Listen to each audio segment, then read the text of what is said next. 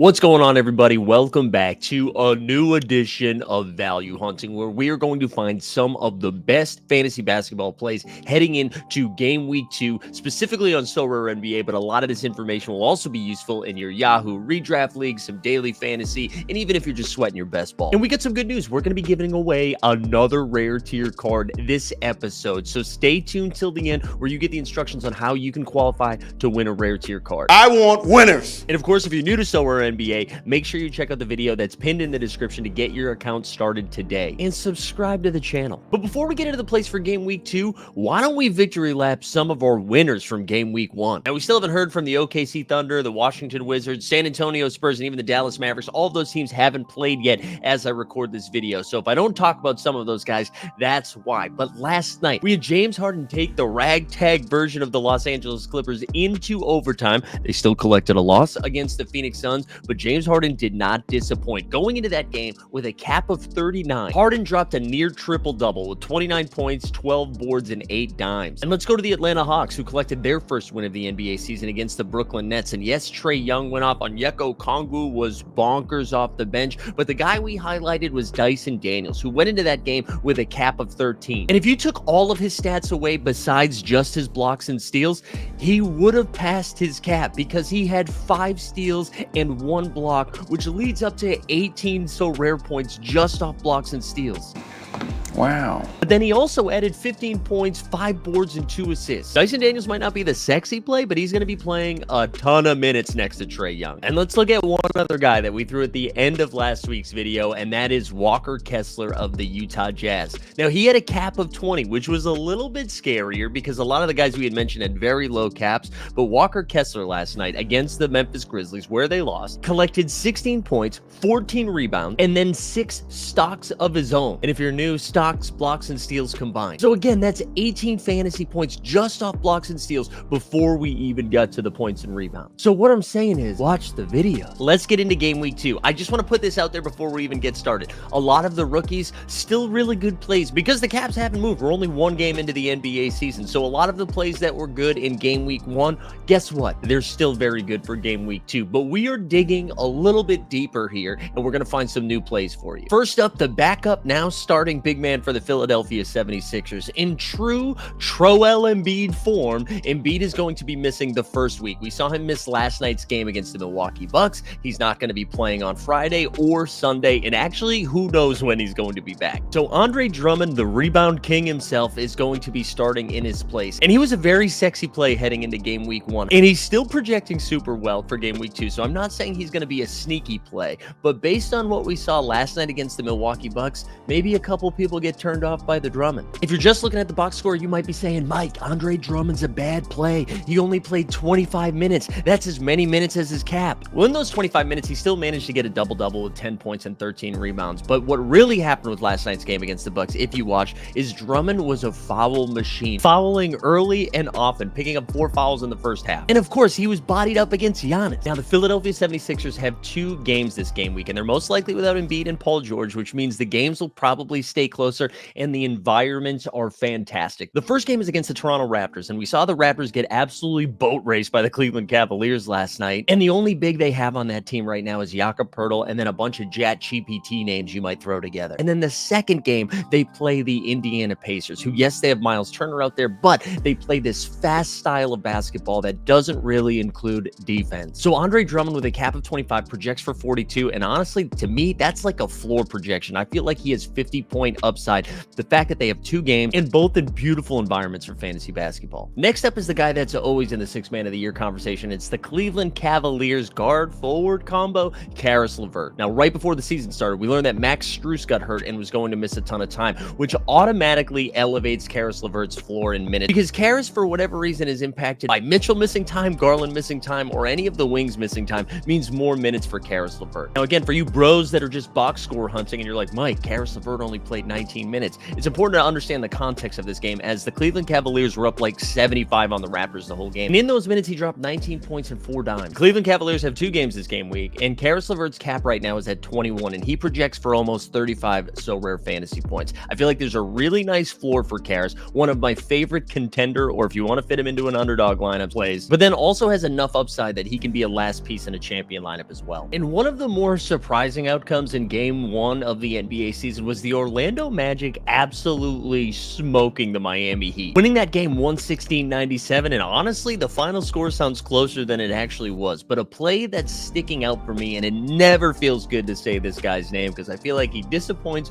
more than excites. It's the Orlando Magic big man, Wendell Jr. In game 1 for the Magic, he dropped 8 points and 14 boards in 27 minutes while also adding a couple assists and a couple of steals to the resume as well. Now, the Magic do have a bunch of other big men, right? We've got the Franz Wagner brother, Mo Wagner, and they also have Gogo Batadze back there. But looking at the minutes, it was clear that Wendell Carter Jr. was going to be their main starting big out the gate. Magic have 2 games this game week, and Wendell Carter Jr., similarly to Caris LeVert, has a pretty nice floor with a decent ceiling. He's probably more of a contender or underdog lineup play for me than he is a champion, but with a cap of 17, projects for just over 30 rare fantasy points. Now we're heading down to the Bayou, and it's the New Orleans Pelicans. 2 different guys that we need to talk about for potential rare NBA plays, but one other thing that we have to point out. Last night, DeJounte Murray fractured his left hand in game 1. Game 1, he fractures his hand. Now, of course, that means CJ McCollum's going to get a boost, more shots for Brandon Ingram. Zion missed game 1 with the sniffles, but hopefully he's back for game 2. But everybody gets elevated just a little bit. But there's one play that needs to be pointed out, because last night, before DeJounte Murray even got hurt, Jordan Hawkins played 28 minutes. Now, I'll be honest, when I saw the Jordan Hawkins projections, I thought it was strictly because of the DeJounte Murray injury. I think that's before the DeJounte Murray injury is even being considered into his projection, because again, he played 28 minutes with DeJounte on the floor. And in that time, he dropped 13 points, 7 rebounds, and a block in there as well. Now, I haven't even told you yet. Jordan Hawkins has a cap of 3, and before the DeJounte Murray injury, already projected for 17 rare points. Now, using some Zakarian math, I think his projection is probably going to be closer to 25. Now, it should be considered that, yes, Zion didn't play in that game. You have to put some of the total fantasy points in a Pelicans game to Zion because he wasn't there. But again, you take out DeJounte Murray, you get a boost to CJ, a boost to Grand Theft Jose Alvarado. But for me, Jordan Hawkins, cap of 3, right now projects for 17. I'm going to say for 25 is probably going to be the steal of the game week. And if this video gets up before projections are updated, go get Jordan Hawkins. None of this is financial advice. Do what you love what you do. Something like that, right? We've got one more Pelican play that we need to get into, but before we do that, I just want to remind people to sign up for the membership program. There's a lot of great perks that come with signing up for the membership program. One, you get this content before everyone else. This video right now is going to go live for our members before it goes live to the public, so that gives you first crack at the marketplace for some of these sweet plays. We also have Live After Dark, which is a great show that we do just for members right after our Live Before Lock show. And if you don't know about Live Before Lock, we break down the slates before Sorare NBA locks their game week. Every Monday and Friday from 5 to 7 p.m. we'll be going over all the injury news, all of the projections. We give away rare tier cards, and then after that show's over, members only, Live After Dark. And lastly, with the members program, we also do a daily show. Every single day, a show's going up just for our members that breaks down the Sorare daily plays for the new daily game that they dropped. We also take a look at the Underdog daily rank, so if you're drafting over on Underdog, we can isolate some really good plays, and that information also very useful for Sorare NBA. And we also put together some pick'em. And if you're like, hey, what other ways can I support Mike Zakarian? That's a great way to do it. Sign up for the membership program, or don't, and just keep liking and commenting on all the videos you see. All right, for the last Pelican, we have to remind ourselves before we talk about it that Zion Williamson didn't play, and he is a big. But one of the issues that the Pelicans had going into this season is they had 0 big men. It was so gross that they were out there like, hey, maybe Herb Jones. You know Herb Jones, who normally guards shooting guards? What if he plays center? That's a terrible idea. I really don't like it. But they started Daniel Tice last night at the 5, and he played 19 minutes. I'm telling you, don't play Daniel Tice. That's not what I'm trying to say. And we did cover rookies in game week 1 and how they have a cap of 0, and it's pretty exciting.